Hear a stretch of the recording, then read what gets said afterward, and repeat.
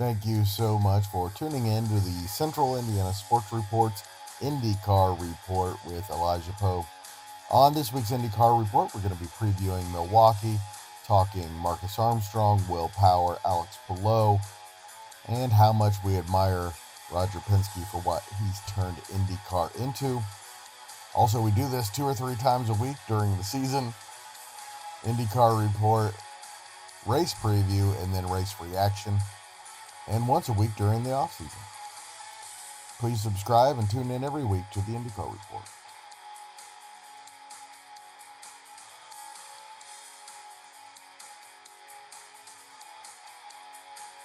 You are listening to the IndyCar Report with Elijah Poe. And here's your host, Greg Mingelt. Welcome, IndyCar fans, to the Central Indiana Sports Report, and this week's IndyCar Report. It's going to be either Wednesday or Thursday every week. We're going to try to get a steady date, but the season's so close to the end that for the rest of this IndyCar season, we're probably going to be Wednesday or Thursday. But just want to let everybody know that we are here every week talking about IndyCar, even in the off season. If there's any news, we are going to talk IndyCar. Elijah Poe, welcome back to the IndyCar Report. It's been a while. Thanks for having me. It has been a little bit of time, and it's nice for hitting the stride of Central Indiana Sports Podcast. But unfortunately, it is the last 2 weeks of the IndyCar season. But the IndyCar season never really stops, as most fan knows. It really doesn't. It There's does a going to little be bit. news, especially after we end up at Nashville here in a couple weekends. I expect there to be some pretty big news. Obviously, we all know I'm mostly talking about Will Power and where people are going to end up. I can't wait to get a full year under the belt. And we will do our full Milwaukee preview on Saturday after qualifying, but we're going to talk a little bit about it now because it might be the second best track in the series. You could make some arguments for some others, but not only the tradition, the only existing track that's older than the Indianapolis Motor Speedway, by 6 years, in fact. 1903 was the first time they were racing at Milwaukee. But it also makes for great racing, always has, and Milwaukee's a great venue and a great IndyCar town. It was a shame that we lost it for a little while. It's one that needs to be on the series, and I think, Elijah, we need some kind of triple crown of 3 different types of ovals, and Milwaukee needs to be part of that. Yeah, I would say so as well. Milwaukee had 2 races last year. I'm really interested to see that crowd with one race. Like you said, Milwaukee is a really great market, and that track really compares to the racing style. I almost look at it kind of like Gateway, where, man, there's just so much action all the What a race time. that was. That's what we're Yeah, hoping, exactly. right? We get a facsimile of Nashville. I think that's what everybody's hoping for.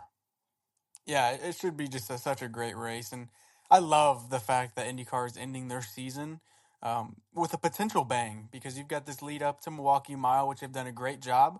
But it feels like IndyCar has done a lot to promote the finale at Nashville here in a couple weeks. And I think that's going to do the series great as they end off the season strong. And hopefully some of that fan base can roll over into 2026. This is race number 17. That means we've had 16 races this year. And I think 15 of them have been good.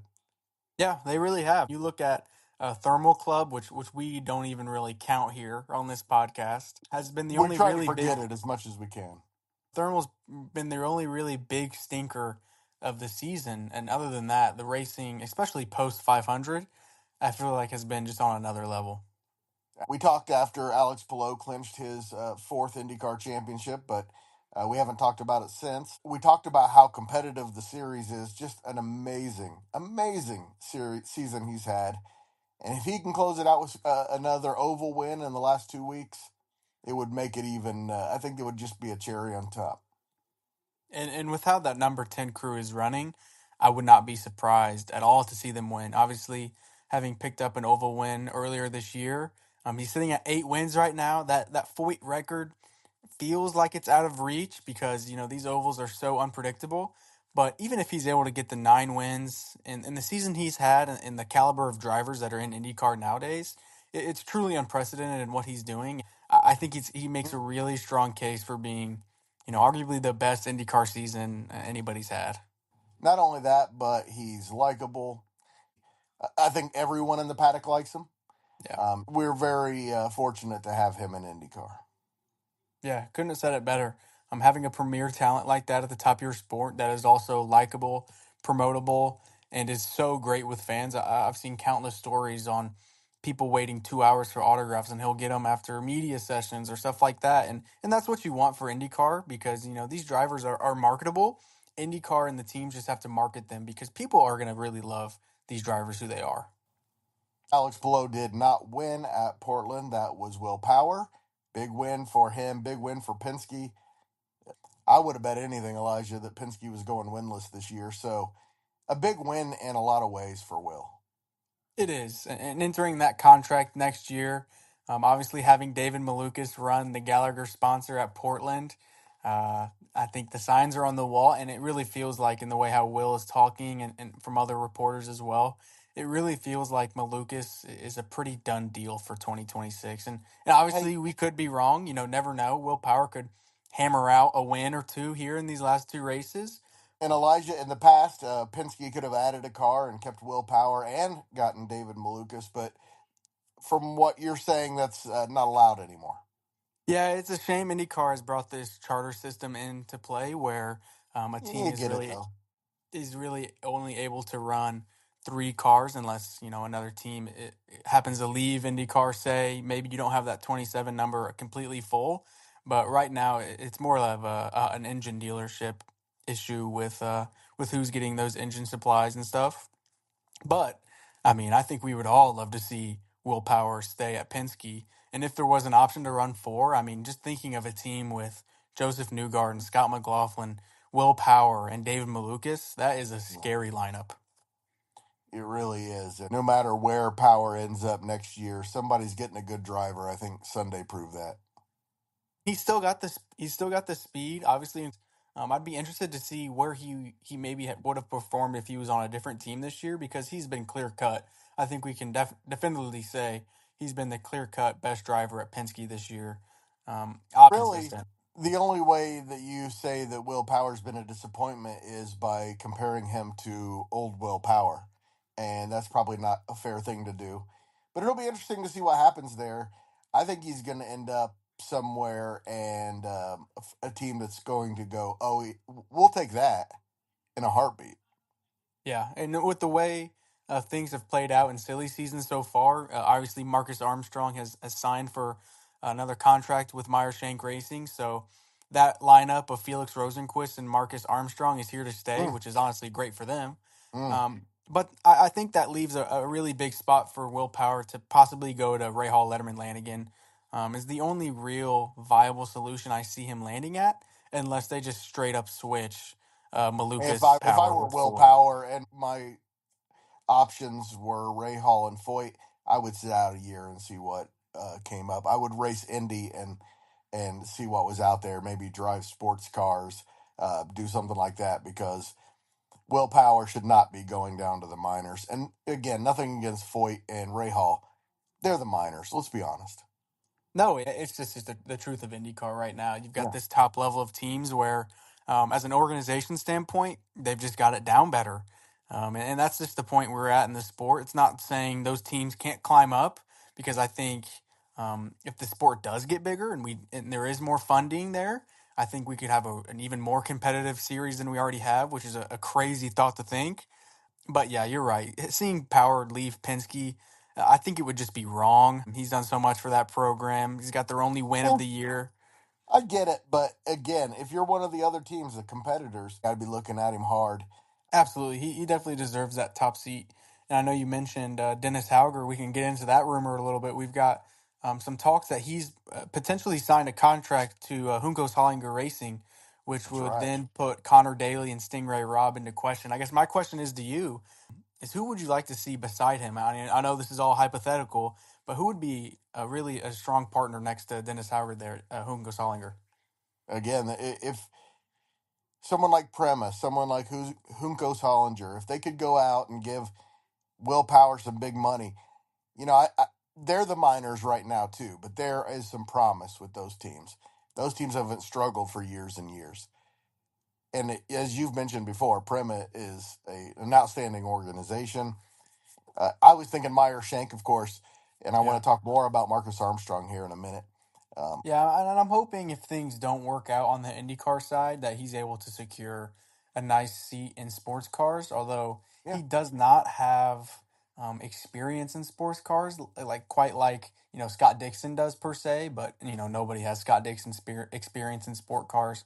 But you talked about Prema, and I think I would really like to see him end up there, either alongside Ilott or Schwartzman. I think both are on contract for next year, so it might be out of the question. But in a mm, hypothetical situation, I could see him really, really almost leading that team, even though he isn't quite, a leader that we think of. I think he could maybe change that around and lead a young organization through their first couple years in IndyCar. didn't bring up McLaren. They would also be smart to go after Will Power, but that's not happening.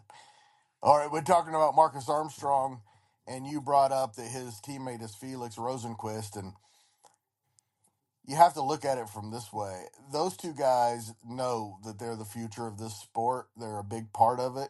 For them to put their trust in Meyer-Shank says a lot about Meyer-Shank, and also Meyer-Shank is very fortunate to have these guys. It gives them a chance to be a legit contender on the second level.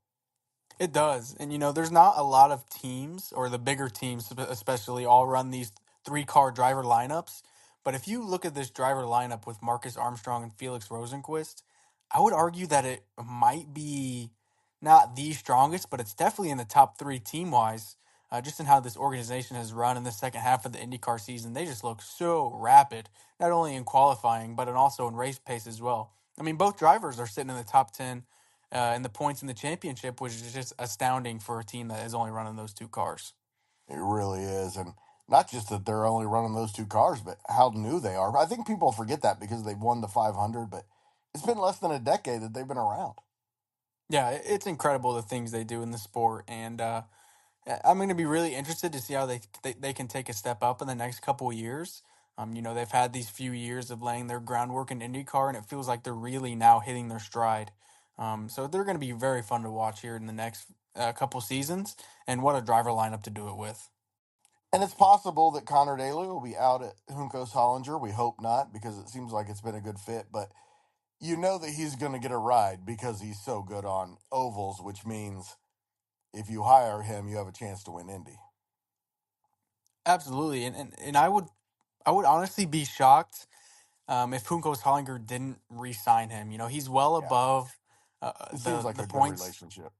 Exactly, and he's well above that cutoff mark in the leader circle, points wise in 19th place. And I'm not sure if you're a team like Juncos-Hollinger, you're gonna get points anywhere you get them, and Connor Daly is gonna score points on ovals. I was looking at it today, and he's seventh overall on oval points if you take away all Right. the road courses. And And really, that he'd be higher than that if it wasn't for some bad luck. Exactly, and I would just be shocked to see him out of his seat because I think he's really almost taken a little bit of a learning curve this year. And for his benefit, I think he's just a better driver overall than we've seen him in years past. And yeah, I just love to see him back in that seat. And once again, I want to shout out Roger Penske because he could have made the rules whatever he wanted. And what he decided to do was make the rules the best for the sport, despite him having the best team. And that is more than commendable. It's probably a rare quality in a man that someone would do that. And applause once again for that man. Absolutely, all credit is deserved though. The way he's taken IndyCar in these past couple years, signing that contract with Fox, not only on television but now having Fox be an investor in IndyCar itself, it really feels like the sport maybe can turn some of this momentum around in lack of viewers and lack of attention on the sport as a whole. And he is doing the right things. We'll just have to wait and see if it is the right thing.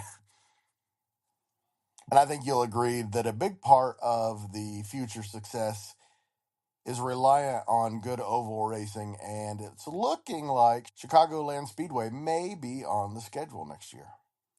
I really do hope it is. We've got NASCAR going back there for the first time in what seems like forever. And another oval in the Midwest is it's playing right into their fan base, and it should pull in really great numbers, and not only great numbers, but it should provide a great race. It wasn't too long ago that IndyCar was there, and I'd be really interested to see them with the new aero packages coming in. And this car has evolved since the last time it's been there, so I'm really interested to see how that they could race on that. But I'm just hoping they pick up more ovals. We still don't have a schedule for 2026, which is a tad worrying. I'm assuming they I might think that's a release good it. thing. It might be a good thing for setting things up. I guess you can Right. look at it both ways. You can look at it seeing them set things up and make sure everything's locked on, or you could see it as them kind of scrambling for tracks, which you hope is not the case. But there's been a lot of track news recently. NASCAR's jumping around. Next year at St. Pete, we're gonna have the Truck Series the day before IndyCar, which would actually be pretty cool. This Saturday, the penultimate race of the season, it all begins Saturday instead of Friday. At 11 a.m. is the first IndyCar practice. That's on FS1. Qualifying is at 1 o'clock on Saturday. That is also on FS1. The final practice, 5:30 on Saturday. And then you and I will preview Sunday's race on Saturday after qualifying. And then we will react to Sunday's race, which we expect to be a really good one. Starts at 1:20, so probably be 6:30. We'll probably have others on with us, Elijah, and looking forward to this one. Milwaukee's top 3 or 4 of races that I look forward to every year, and the one that I need to get to at some point. I think you said it best. We're just really looking forward to some shorter oval racing with this IndyCar Aero package and the way these drivers are racing. Every oval they've been to, this year has been really really solid. And even in the races, there hasn't been a bunch of passes. It just looks good on an oval. The product just looks good on an oval. Thanks so much to Elijah for joining me once again to talk some IndyCar. Please join us again on Saturday when we have our Milwaukee preview following qualifying. Thank you so much for listening. Please do us a huge favor and share this podcast with an IndyCar fan in your life and help spread the word that the Central Indiana Sports Report is here talking about Central Indiana sports every single day. Thanks again.